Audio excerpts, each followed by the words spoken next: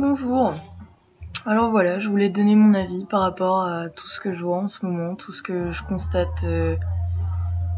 J'aimerais bien dire à la télé, mais je regarde pas la télé, donc sur internet, au vu des vidéos qui sortent, des gens qui sortent avec leur caméra pour montrer ce qui se passe exactement, tout ça. Et je m'intéressais pas à ça en fait avant d'aller voir le spectacle de Dieudonné en fait. Mi-décembre, je me suis dit tiens pourquoi pas emmener mon copain voir le spectacle Mur. Et en le découvrant sur internet, en fait, c'était vraiment un mec drôle, enfin cassant. Ça faisait du bien de voir quelqu'un qui clashait la société telle qu'elle est aujourd'hui aussi simplement. Et je veux dire, c'est le mec qui a pas besoin de vérité, de preuves à l'appui pour montrer qu'au final, on ressent tout ça en fait. Au niveau de nos familles, au niveau de notre entourage, de notre boulot, des études.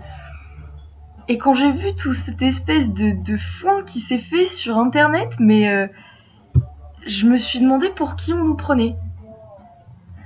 Parce que j'ai pas fait d'études en particulier, j'ai pas eu mon bac, j'ai essayé 2 fois, je l'ai pas eu. Mais le fait de faire un bac économique et social, je pensais qu'être économiste c'était... En fait non, il suffit... je veux dire, même sans avoir eu mon bac, je suis quand même assez intelligente pour dire qu'aujourd'hui on nous prend vraiment pour des cons. Quand on voit un président qui, avant d'être élu, nous dit moi président, je vous promets, quand même, c'est le fait de promettre, de baisser les salaires des hauts fonctionnaires de l'État. Donc non seulement quand il devient président, il le fait pas, mais en plus il double son effectif de ministre. Et alors là, c'est... Parce que qui double son effectif de ministre, peut-être que ça pouvait être avantageux. Mais moi, la question que je me pose, c'est comment il a pu oser se prendre la prime de 20 millions d'euros de fin d'année. Enfin, 30% pour lui et le reste divisé entre tous les hauts fonctionnaires. Quand on est nul comme ça, quand on s'en rend compte, parce que finalement, si tout le monde gueule en France aujourd'hui, c'est que les gens, ils ont des raisons de gueuler, je pense. Comment il a pu se permettre de faire ça ? Voilà, moi les 20 millions d'euros en tant que présidente, je pense que je les aurais offertes, ou je ne sais pas, je les aurais divisées, j'aurais collé ça dans la caisse de l'État. Si ça existe, je sais pas comment ça fonctionne, mais j'aurais jamais gardé ça pour moi. Faut arrêter de nous prendre pour des cons. Je pense qu'il y a un moment où on nous prend tellement trop pour des cons que ça va se retourner contre eux, tout va se retourner contre eux. Moi j'appelle tous les Français qui parlent de ça souvent parce que finalement je pense pas être la seule à qui ça retourne le cerveau en ce moment. J'en peux plus, je pense qu'à ça tous les jours. Je suis cuisinière, j'épluche des pommes de terre à longueur de journée et je ne pense qu'à ça, à ces gens qui se foutent de notre gueule. Comment on fait dans ces cas-là ? Je pense qu'il y a un moment où, quand Manuel Valls nous dit que ce Dieudonné Mbala prône la haine, mais moi j'ai toujours... Enfin, il faudrait que ces cons-là, ils prennent conscience d'une chose en nous parlant de tout ça à la télé, c'est que moi j'ai 20 ans, et je suis née dans un pays où la France black blanc beurre, enfin je veux dire, je me suis jamais posé une seule question de religion ou de couleur de peau. Je suis née, je pense que maintenant l'acceptation de toute couleur de peau et de toute religion à partir d'une certaine époque, elle est normale, elle est innée, elle est dans les gènes, je pense. Jamais une seule fois je me suis posé la question de savoir si le black à côté de moi était moins intelligent que moi. Faut arrêter de nous prendre pour des cons, on le sait très bien. On le sait très bien. Et on va nous dire que sous prétexte qu'on va voir un homme comme Dieudonné en spectacle, on est forcément raciste ou antisémite, ou même lui. Mais je veux dire, lui, il est peut-être antisémite, mais peu importe qu'il soit antisémite. Moi, mes grands-parents, ils sont racistes.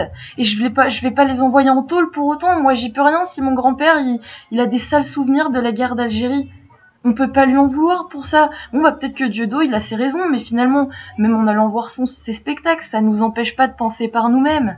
Moi, je suis pas antisémite et pourtant j'adore son humour. Et effectivement, il y a des moments où j'ai pas rigolé, mais tout simplement parce que j'avais pas assez de culture pour comprendre ce qu'il était en train de dire.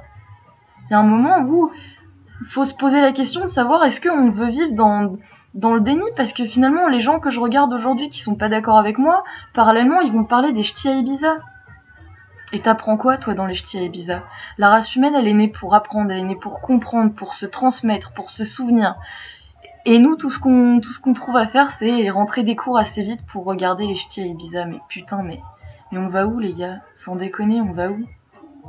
On nous prend pour qui aujourd'hui Mais même quand je les vois à la télé, c'est facile de dire qu'on ne doit plus parler de Dieudonné ou des choses comme ça, mais invitez-le à s'exprimer sur un plateau. Si vraiment il est antisémite, je pense qu'il est capable de se griller tout seul.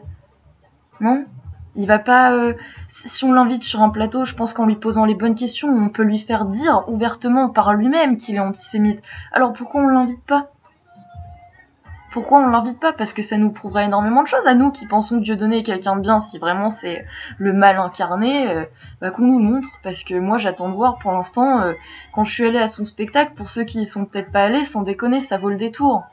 Maintenant, bon bah c'est plus le mur, c'est Asus, donc je suis pas allée le voir, mais tout ce que j'ai vu dans la salle, c'est des couleurs de part et d'autre du monde. J'ai même vu des juifs, pour vous dire tout simplement, parce que aujourd'hui on parle de Dieudonné et les juifs et l'antisémitisme, mais il y en avait des juifs dans la salle, et qui avaient pas l'air de se sentir mal d'être là ou quoi, et ça a gêné personne. Une salle d'à peu près 250 places assises, on était 300, et il y avait des gens les genoux sur les uns des autres qui se connaissaient pas. Pour moi, la France, c'est ça. C'est celle qui se pose pas de questions de classe sociale, de tout ce qu'on trouve à faire à la télé. Et moi, c'est pour ça que j'ai arrêté de la regarder, c'est parce que maintenant il y a un clivage, il y a un énorme clivage, et il y en a pas qu'un, il y en a plein. Ils essayent de nous diviser sur le maximum de points possibles pour être sûr que le jour où potentiellement on pourrait se soulever pour dire stop à un gouvernement de merde, on pourra pas parce que ton voisin sera pas d'accord avec toi. Parce que soi-disant t'auras un truc, tu seras raciste ou antisémite, et lui prendra autre chose, d'autres valeurs. Mais les gens, les valeurs, elles sont propres à nous-mêmes. Les valeurs, elles sont... C'est pas une question de valeur, de morale. Ce que je veux dire, c'est que l'humain, je pense que lui-même, il peut juste comprendre que on est né pour être bon. Je veux dire, même, je suis pas... J'ai été baptisée à la naissance, mais je pratique pas la religion. Par contre, si j'ai retenu une chose de toutes les religions que j'ai pu côtoyer dans ma vie, c'est qu'elles apprennent une chose, l'amour. L'amour aujourd'hui, il doit être en chacun de nous. Mais je pense que la société nous enlève cet amour, elle nous rend aigris au fil des jours, elle nous rend mauvais, elle nous rend... Putain, mais ces jeunes qui vont faire des études, j'ai un cousin, il fait ses études de Sciences Po, il est en première année, et qu'est-ce qu'on lui dit en cours de sciences politiques, les gars? On lui dit que Dieudonné et Alain Soral, c'est des monstres. Mais moi, je vais pas en cours pour apprendre qui est méchant, qui est gentil. Je pourrais pas faire ça, c'est pas possible. Il y a un moment où on me dit quelque chose comme ça en cours, je sors, parce qu'on n'est pas là pour ça. On est là pour apprendre de la science politique, on n'est pas là pour dire que lui et lui, c'est des connards. Ça, ou n'importe quel corps, je sais même pas par où, ça sort du cœur, hein. J'ai rien préparé, pas de texte ni rien, y a plusieurs trucs qui me trottent dans la tête en ce moment, et je crois qu'il faut que je les aborde avec YouTube, parce que peut-être qu'il y a que YouTube qui pourra me répondre finalement. Peut-être que je vais avoir des j'aime et des j'aime pas, et que les gens vont me dire ressaisis-toi, tu vis dans un monde de bisounours, ou alors peut-être qu'on va me dire qu'on y croit à un monde comme ça, où les gens ils peuvent tout à fait vivre entre eux sans se poser de questions. On a été pourris par l'argent. Ma petite sœur aujourd'hui, elle a 13 ans, et qu'est-ce qu'elle voulait à Noël? C'était un iPhone. Et elle a appelé son chat Gatsby. Gatsby. Moi, quand je vois Gatsby, j'ai pas vu le film, mais ça m'évoque juste l'affiche avec le mec entouré d'or. Voilà, et elle veut un iPhone, le truc à 600 balles. Et même mon beau-père, quoi, le mec qui a 45 ans, 50 ans, qui est agent immobilier, et tout ce qu'il va me dire, c'est, il y a une application pour ça. Et moi, j'ai 20 ans et je veux pas vivre dans un monde qui a été façonné, quoi. Façonné parce que finalement, je pense que mon beau-père, quand il est né, il aspirait pas à avoir un iPhone. Et il a même, je veux dire, je sais pas si vous avez vu, je savais pas que ça existait. La première fois que j'ai vu ce concept, c'était à son poignet, une espèce de montre raccordée à un portable. Genre, avec sa montre, le mec, il peut prendre des photos et il est content. Et ça, il s'éclate, ça le rend heureux. Donc, tant mieux, je vais pas... Mais je pense qu'il y a des moyens beaucoup plus simples d'être heureux. Et ça, j'aimerais bien en parler avec des gens qu'on développe ça, qu'on m'apporte des idées, que le bonheur, il se trouve dans les choses simples. Et je pense qu'on peut tous toucher à ce bonheur. Il y a pas, on aura beau avoir été formaté à un moment de notre vie, parce que bon, c'est moche d'utiliser le mot formatage, mais là, faudrait carrément repartir sur la création du dictionnaire français, quoi. Le mot amour, quand je parle d'amour, c'est pareil, c'est hyper large. Bref. Le formatage, aujourd'hui, je suis sûre que ça tient qu'à un fil. Parce que quand je vois toute cette espèce de révolte, en quelque sorte, qu'il y a eu à propos de Dieudonné et tout, de la liberté d'expression, je pense que du coup, j'avais peur. Moi, clairement, j'avais perdu foi en la France. Mais pour moi, je faisais mes études, et une fois que j'avais mes bagages d'études, je me tirais d'ici. Et j'allais essayer de sauver ma vie ailleurs quelque part, ou essayer de changer les choses, mais de loin, quoi.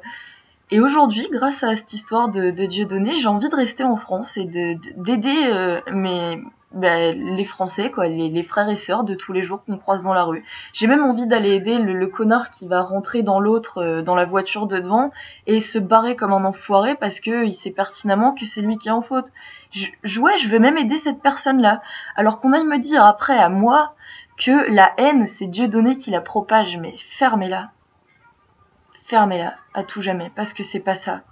Parce que ces gens-là, ils font semblant d'avoir rien compris, et c'est ça qui est encore plus dégoûtant, c'est qu'aujourd'hui vous êtes tous décrédibilisés, tous. Et je comprends pas, je pense qu'il y a des psychologues, d'éminents psychologues qui travaillent pour le gouvernement, parce qu'à mon avis, il faut...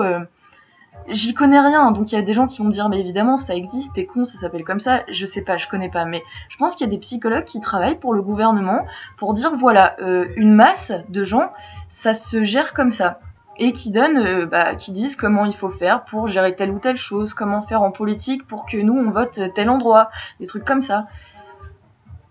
Et je pense que ce coup-là il l'avait pas prévu. Le coup du mec qui fait en sorte que les Français se moquent de leur pouvoir, mais sans pour autant l'attaquer, parce que verbalement c'est horrible, moralement c'est horrible. Je trouve ça beaucoup plus horrible de critiquer quelqu'un sans lui mettre des coups, parce que c'est facile de nous envoyer des mecs dans la foule pour se frapper et démarrer une espèce d'émeute, c'est facile. Mais en fait, justement, je pense que ce qu'ils avaient prévu, c'est que là, ça fonctionnerait pas. Qu'aujourd'hui, tous ceux qui sont pour Dieudonné, soi-disant les haineux, les racistes et tout ça, je pense qu'aujourd'hui, ceux-là n'ont pas envie de se battre. Mais par contre, ils ont bien envie de rigoler et de montrer au gouvernement qu'il a été totalement décrédibilisé. Et je pense que les psychologues de l'État, ils avaient pas prévu ça. Ils avaient peut-être tout prévu sauf ça. Et du coup, là, à mon avis, pour développer une méthode pour changer ça et reconditionner les gens, en 3 mois, ça va pas être possible. Et je pense qu'en 3 mois, ça laissera beaucoup plus de temps aux gens de se renseigner et de voir à quel point aujourd'hui, vraiment, on nous prend pour des cons. Moi, quand je vois un exemple tout con, pour moi, avant, le patron, il était loin par rapport à moi. Je faisais mes études, j'y arrivais pas beaucoup, et je voyais les mecs se balader en grosse bagnole, tout ça. Et pour moi, un patron, c'était ça, c'était l'enfoiré qui se plaint. Je parle des patrons de petites et moyennes entreprises, je parle pas du grand mec qui est tout en haut. Je pensais que c'était des gens qui se plaignaient comme ça, alors qu'ils avaient tout pour réussir, qu'ils avaient tout réussi et qui trouvaient encore le moyen de se plaindre. Quand je vois mon patron aujourd'hui, qui gagne des clopinettes sur tout l'effort qu'il fournit tout le mois, je suis sa seule employée, donc je vois tout à fait ce qu'il dépense et tout à fait ce qu'il gagne. Mais ça me fait mal au cœur de voir comment on nous prend pour des cons, comment j'ai pu cracher sur mon frère, qui est mon patron, tout simplement. Comment j'ai pu cracher sur lui à une époque en pensant que c'était un fils de pute, comme un autre, alors que pas du tout. On nous fait croire à la télé que les patrons aujourd'hui c'est des monstres, mais non. Non, le mien c'en est pas un. Là, il va galérer à revendre son truc parce que finalement, il s'est plus endetté. Il avait un pécule à la base et il repart sans parce qu'il s'est endetté le simple fait d'être patron avec juste une seule employée qui est même pas une véritable employée, qui est en contrat d'apprentissage, sans déconner. Et il se fait peut-être une marge de 20 centimes par chaque produit vendu, mais on nous prend pour des cons. Travailler plus pour gagner plus, mais quel est l'enculé qui allait nous apprendre ça ? Pourquoi travailler plus pour gagner plus ? Moi, je rêve d'un monde où les gens, ils demanderaient pas à manger des oranges l'été, par exemple.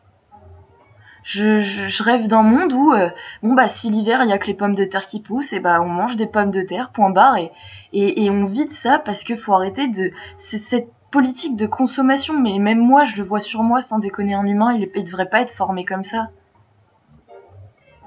Pourquoi aujourd'hui on se pose tant de questions ? Parce que à l'époque de l'homme de Cro-Magnon, on n'avait pas le temps de se poser de questions, on avait juste le temps de faire en sorte de vivre. Aujourd'hui, on nous colle tout sous la main, c'est bien facile parce que on nous colle tout sous la main et on nous dit voilà, on te propose de vivre facilement, mais à côté de toi, il va falloir que tu bosses pour nous et que tu fasses les trucs les plus durs du monde. Ça me fait penser au film Time Out. Je sais pas si vous avez vu, encore une daube américaine, mais il y a un bon sens dans le film, parce que les gens ont un code barre là, sur le poignet, et leur vie est gérée sur le temps de vie en fait. Tu travailles, et quand t'as fini ta journée, on te donne un temps de vie en plus qu'on te rentre dans ton code barre. Et tu payes en minutes. Bah aujourd'hui c'est ça, je pense que... Et j'en parlais avec un ami il y a pas longtemps, le temps, c'est ce qu'on a de plus précieux aujourd'hui, c'est ce que l'être humain a de plus précieux. Et on nous l'enlève tout ça. Alors que moi j'aspire qu'à une chose, c'est voir le monde entier, voir les mœurs du monde entier, les valeurs du monde entier pour comprendre comment aujourd'hui on en est arrivé là. Et je crois que la société est faite de telle sorte que je pourrais jamais faire ça. Je pourrais un jour partir avec un sac sur le dos et puis voilà, mais on me collera une étiquette de hippie, révolutionnaire, de je ne sais trop quoi. Non. Moi je veux plus d'étiquettes, je veux plus de mots et j'en ai sérieusement marre et le jour où je changerai, je sortirai de ce monde de bisounours sans déconner, ce sera pour me suicider. Vraiment. Donc je pense que je vais rester bisounours toute ma vie, je vais essayer de le vivre super bien, là il y a du soleil, je vais sortir faire un tour.